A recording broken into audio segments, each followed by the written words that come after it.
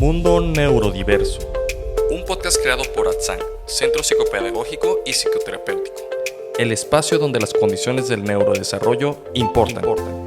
Información, mitos, preguntas frecuentes, entrevistas con expertos, testimonios y más.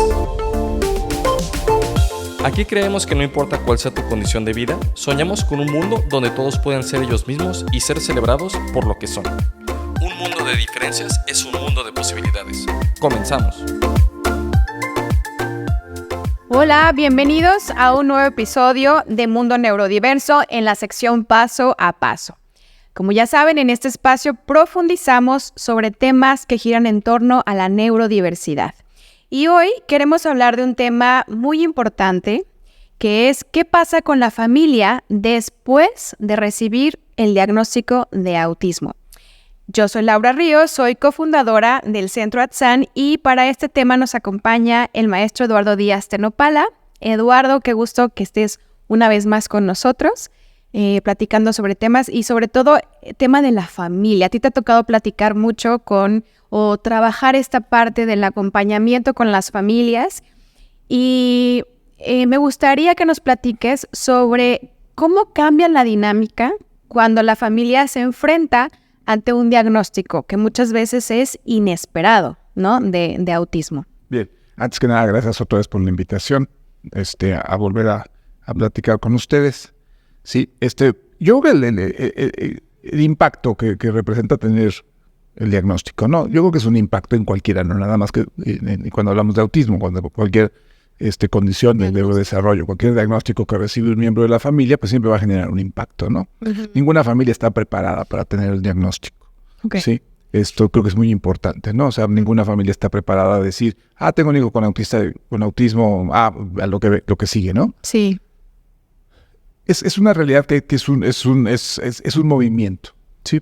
Yo siempre he dicho, y me gustaría también comentarlo como mi experiencia. Yo soy hermano de una persona con discapacidad, a mí me tocó vivirlo hace muchísimos años, porque mi hermano, bueno, pues era el mayor, sí, y bueno, pues en aquella época pues había como muchas limitaciones en términos de diagnósticos y tipo de cosas. Pero lo importante es como todo este contexto familiar que me tocó vivir y que de alguna manera pues me marcó un poco en el proceso, ¿no? Claro. Y yo creo que la familia de alguna manera es quien se impacta más frente al diagnóstico y quien tiene que sacar muchos recursos para favorecer una mejor adaptación, no nada más de la persona dentro del espectro en este caso, sino de todos los miembros de la familia. Sí, o sea, tenemos que pensar y tenemos que observar. El punto aquí importante es el diagnóstico viene a mover a la familia. Uh-huh. Y mover a la familia genera una serie de cambios o una serie de procesos que se vuelven a veces complejos, a veces no tan complejos, va a depender mucho de la familia. Yo siempre he dicho que es una partida de ajedrez, es jugar un juego de ajedrez en el que a ti te toca jugar sin las dos torres. Okay. ¿Sí? ¿Puedes ganar una partida de ajedrez sin las dos torres? Claro que puedes ganar. Uh-huh. ¿Qué tiene que cambiar? La estrategia. Okay. ¿Sí? Entonces aquí lo que tenemos que pensar en las familias es que las familias tienen que cambiar sus estrategias y modificar sus estrategias y crear nuevas estrategias. Uh-huh. ¿Sí?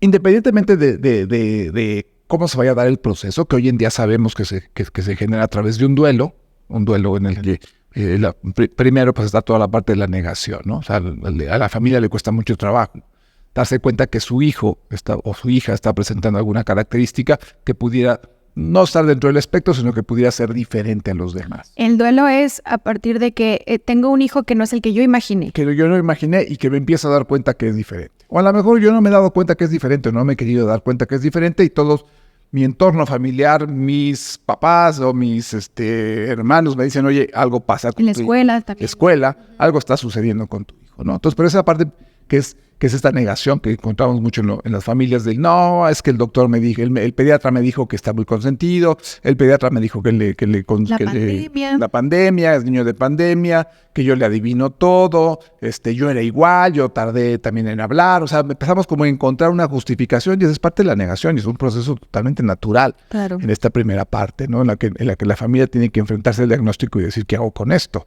¿Sí? Ya que, bueno, pues ya finalmente te dicen que tiene autismo o te dicen que tiene una condición, ya entramos en ese proceso del diagnóstico, la siguiente etapa es el enojo, sí, que es el enojo de decir quién es responsable de esto. ¿Sí? Entonces, en principio, pues vas a encontrar esta lucha entre las parejas, ¿no? O sea, ¿quién es responsable? Tú por tu familia, por la mía, porque si comiste, porque si no comiste, que si tú fumabas, que si tomabas, que si hacías, que si ponías. Esto genera todo un movimiento en las parejas y muchas parejas en este momento, también con Dios, muchas parejas en este momento terminan la relación, ¿sí? Okay. Como tú decías, cuando la pareja se mantiene unida, tiene que haber un responsable y de repente ese responsable pues tiene que ser un ser supremo, ¿no? Vamos a ponerle el nombre de Dios, que es un poco esta parte en la que es ¿por qué a mí? O sea, ¿por qué a nosotros? ¿Por qué nos mandaste esto? ¿No? Te quiero contar una experiencia muy personal. Cuando yo estaba chavo, sí, mis tías, las hermanas tanto de mi papá como de mi mamá, pues en una actitud muy positiva, pues muy comprensiva nos decían, es que Dios los escogió a ustedes porque ustedes iban a poder con esto. Y a mí me taladraban el oído cada vez que me decían eso. O sea, a mí no me gustaba escucharlo. Yo decía, no estoy de acuerdo. O sea, ¿por qué a nosotros? Sí, es que ustedes son muy fuertes. Son muy fuertes, es una bendición y Dios escoge a sus mejores soldados para mandarles las mejores batallas. Y yo decía, qué poca abuela de Dios que me está mandando esta situación, ¿no? Y esto pasa mucho en el proceso. Es decir, las familias tienen que buscar como esta parte de este equilibrio. Y entonces, de pronto el enojo es muy sano, enojarse con un ser supremo, o enojarse con una pareja, o enojarse con lo que sea, con la situación, que es, yo no quiero que esto esté pasando. Sí, esa es la segunda etapa. La tercera etapa es este momento en el que la familia se da cuenta que tiene un hijo con autismo, se da cuenta que ya leyó, ya se metió a internet, ya encontró información que le dice que le va a ir muy bien, como información que le dice esto es terrible.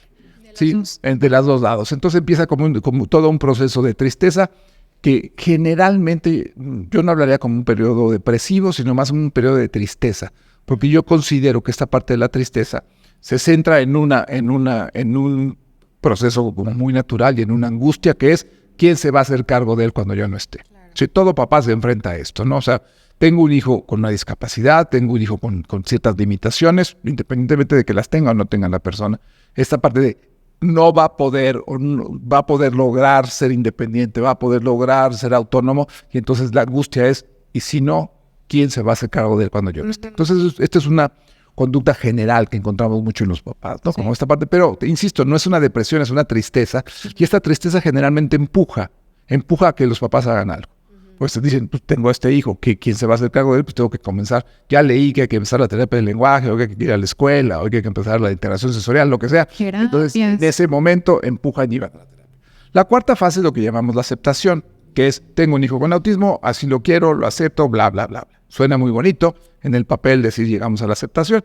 En realidad, el proceso, este proceso de duelo es cíclico porque también se va a ir acomodando dependiendo de cada etapa. Uh-huh. ¿Sí? Vamos a suponer que la parte preescolar la logró muy bien, pero ahora viene la primaria, y si la primaria viene alguna situación difícil, se vuelve a reeditar otra vez la adolescencia duelo, y la adolescencia sobre todo, que es un tema que a mucha gente le genera mucha ansiedad, ¿no? Que va a pasar con la adolescencia. Entonces estar reeditado, y además todo lo que es la información, Laura, que tiene que ver todo lo que leemos en internet, ¿no? Uh-huh. Que si las gotitas de cloro, que si el caballo, que si el perro, que si el delfín, que si el pex, que si el teach, que si... Y todo eso alrededor, no de favorecer las habilidades, sino de curar, ¿sí? Entonces encontramos muchas veces estos tratamientos milagro, que lamentablemente hoy en día, por más información que tenemos, hay mucha más información, pero siguen apareciendo. Y el papá se acerca a estos, y entonces dice, bueno, pues le voy a dar las gotitas, el CBD, le voy a dar tal cosa porque eso va a mejorar. Sí. Me decía, perdón que te interrumpa, decía un papá, voy a usar sus palabras, ya sé que no se cura, pero en este proceso de normalizarlo, es que queremos normalizarlo, no se cura, pero de alguna manera que actúe, entre comillas, normal, ¿no? Sí, que no se den cuenta, ¿no? Ajá, o que se desarrolle de la forma común, ¿no? Regular. Es como esta tendencia a que todo esto sea para normalizarlo. Y esto lo relaciono con el duelo porque va a ser una lucha muy frustrante, porque como hemos hablado en episodios anteriores, el proceso de pensamiento en las personas con autismo, en los autistas, es diferente, ¿no? No vamos a trabajar en terapia para que actúe, entre comillas, de una forma normal o como la mayoría, sino para que sea lo más independiente posible para que se adapte fácilmente a su entorno. Entonces creo que esto es importante en el proceso de acompañamiento a las familias, ¿no? ¿Hacia dónde vamos? No vamos a la normalización, vamos a la adaptación. No sé tú qué opinas y qué tanto influye en este proceso de duelo. Lo que pasa es que yo creo que en ese sentido, y lo acabas de tocar muy bien, nuestro trabajo o el trabajo que las familias tendrían que llegar en un momento en esta conciencia es la parte de la adaptación. Sí, todos nosotros, tengamos o no tengamos una condición, hemos hecho alrededor, a través de nuestro proceso de crecimiento, hemos desarrollado muchísimas habilidades adaptativas. ¿Sí? Unos más fáciles, otros menos fáciles, otras en situaciones complicadas, sí, dependiendo cada una de las familias, dependiendo de los contextos en los que se desenvuelvan las familias. No es lo mismo vivir en una zona muy violenta de Sinaloa, por ejemplo, que vivir en Pachuca. Son ciudades diferentes con situaciones culturales y con situaciones de seguridad diferentes. Con usos y costumbres distintas. Usos costumbres distintas. Sí. Entonces eso va a generar un cambio y una forma de acercarse y una forma de adaptarse. O sea, vas a tener que desarrollar ciertos elementos adaptativos de acuerdo a las circunstancias donde te toca vivir. Entonces, en ese sentido, el término es muy claro, es adaptación. ¿Sí? O sea, lo único que vamos a hacer es desarrollar las habilidades de nuestros hijos para que se vayan adaptando al proceso escolar, al proceso social, al proceso familiar. Eso no quiere decir que voy a quitar el autismo. ¿Sí? O sea, va a ser una persona con autismo, una persona autista, un autista que vamos a cambiar la palabra, que se adapta al proceso, ¿sí? en el que está, con sus características, con sus dificultades, con sus procesos muy personales, ¿sí? Y los procesos muy autistas también. Es decir, no vamos a luchar con el autismo, no tendemos vamos a encontrar cómo darle cabida en nuestra vida como familia, ¿no? Sí, entender el autismo como una condición de vida. Es decir, nuestro hijo autista es sencillamente diferente como todos los demás. ¿Sí? Y sobre eso darle información. Lo que pasa es que lo difícil que resulta de esto en este proceso de duelo del que estábamos hablando, Laura, es las expectativas, jugar con las expectativas de los papás. ¿Sí? Yo creo que todo papá tiene ciertas expectativas de cómo le tiene que ir a su hijo o cómo quisiera él que le tuviera que ir a su hijo, ¿no?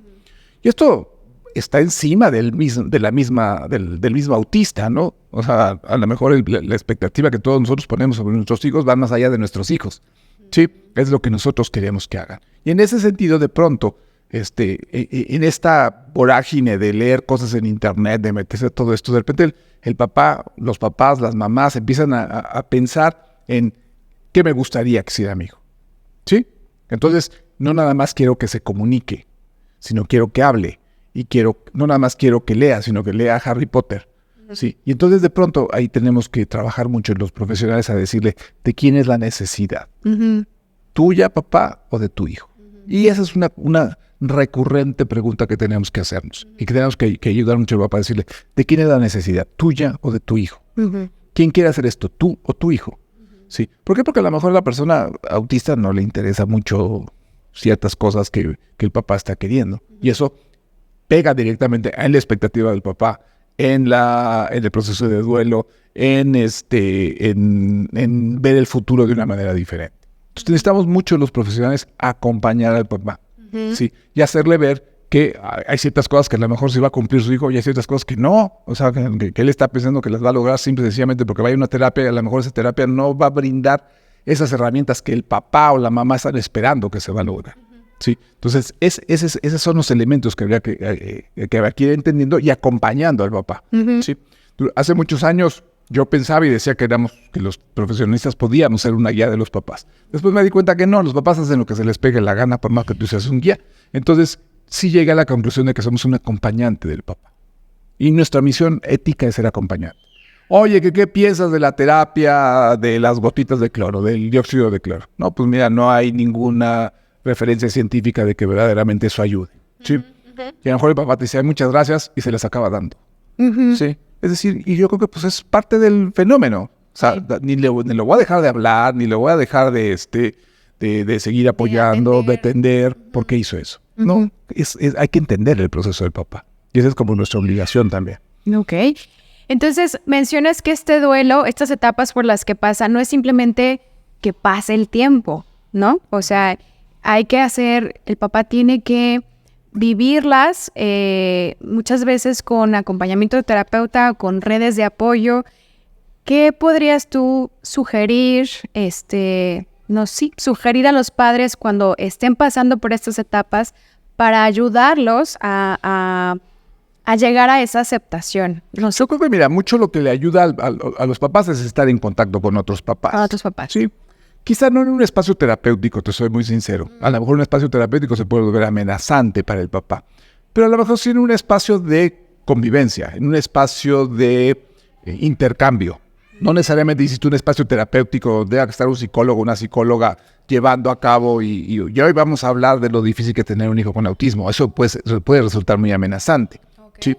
Entonces yo sería como más de la idea de la posibilidad de abrir espacios donde los papás se junten, platiquen entre ellos, ¿sí? Puedan expresar sus experiencias, sus expectativas, y los mismos papás pueden ayudarse y decirle, oye, pero yo le hice así, pero yo le hice así, y a mí sí me funcionó, a mí no me funcionó, y cómo le podemos hacer. O sea, estas redes de apoyo, la red de apoyo entre padres sirve mucho, la red de apoyo con profesionistas, la red de apoyo con los mismos familiares. ¿Sí? Muchas veces las familias se enfrentan a estos rechazos familiares, que son muy dolorosos y son muy, muy pesados y que lamentablemente suceden.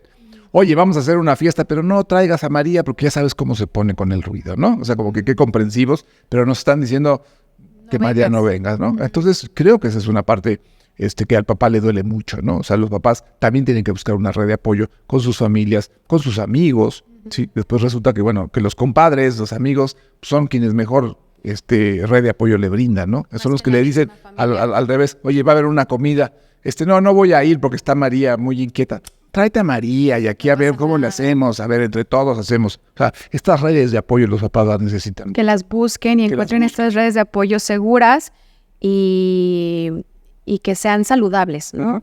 Porque luego también hay redes de apoyo como de victimización, o sea, como qué triste, qué terrible, qué mal estoy, pero no dan ese siguiente paso o no se apoyan para salir de este pensamiento, ¿no? De qué terrible. Yo creo que hay que encontrarle el lado amable al autismo, ¿no? Hemos hablado mucho de que es una condición y que esto pues, hace un movimiento familiar, pero también el autismo o los autistas son muy divertidos y los autistas son muy simpáticos y los autistas pueden generar muchas cosas de las que la familia puede aprender y la familia se puede reír. No, y es justo es válido, ¿no? Lo que quiero mencionar que pues no es terrible, o sea, hay personas que lo están viviendo por la etapa de duelo en la que están, como lo están viviendo como algo muy difícil o como algo terrible, pero están en esa etapa, ¿no? Y eso no quiere decir que el autismo sea terrible, o sea, como también tu red de apoyo que te ayuda a ver como el panorama completo y que todo tiene su lado difícil y su lado fácil, su lado agradable y su lado todo. Exacto. ¿No? O sea, yo decía hace ratito, los autistas pueden ser muy divertidos. Sí, muy divertidos en el sentido de que tienen muy buenas puntadas, puede ser muy agradable estar con ellos, se puede jugar. O sea, no es nada más encontrar el lado de no habla. O el lado de pronto se angustia mucho con el ruido. Sí, pero hay otras cosas también. ¿Sí? Y eso a las familias les sirve mucho, porque te voy a contar una experiencia hace muchos años en Monterrey. Sí, había un grupo de familias que se juntaba en un Chili's a cenar todos los jueves. Y una vez me invitaron ahí y era platicar, se juntaban a platicar. Pero era un espacio que se volvió muy divertido porque cada una de las familias o de las mamás y papás que estaban ahí platicaban alguna anécdota graciosa que había pasado con su hijo. Y se volvía algo bien simpático porque contaban unas historias muy divertidas. Y esto ayudaba al papá a bajar esa ansiedad, a los otros a darse cuenta, pues sí, mi hijo también puede hacer muchas cosas complicadas, pero también puede hacer muchas cosas divertidas y podemos disfrutar esas cosas. Y están en un espacio muy empático. Y un espacio seguro, como tú dices, porque dicen, aquí nadie me va a criticar, ni me va a decir, ni me va a hacer, no, es que eso no, porque está fuera de las reglas terapéuticas, ¿no? Pues se vale todo, ¿no? O sea, para ellos, de alguna manera, en esta relación, insisto mucho en que lo que más le va a ayudar a una persona autista, un autista es el cariño y el amor y la aceptación que tenga su familia. Y no etiquetarlo. No etiquetarlo en ninguna técnica terapéutica. Lo que más ayuda es el cariño, es el afecto, es el amor, eso es lo que más ayuda. De acuerdo. ¿Sí? con sus límites, no caer en la sobreprotección, no caer en la justificación, pero ser amorosos, eso siempre va a ayudar. ¿A qué te refieres con la justificación? Sí, a veces hemos encontrado muchas familias que justifican algunas conductas por la condición, ¿sí? Es que como él no tolera la frustración, tiene que pegarle primero a la piñata antes que todos los niños y ya tiene 14 años, ya es un gigantón y pues ni modo, tiene que aguantarse a la cola de las piñatas, esperar su turno. Okay. Sí, de repente pareciera que podemos justificar ciertas conductas por la condición. Y no, o sea, hay características de la condición que a lo mejor se van a presentar y que tenemos que entender y que tenemos que apoyar y tenemos que acompañar. Pero hay otras cosas que también las personas con autismo logran. Porque uno de los puntos, y regresando a la parte de la familia, con este proceso del duelo, sí, bajo ninguna circunstancia estar en un proceso de duelo implicaría educar, no educar. No educar. Sí, no educar.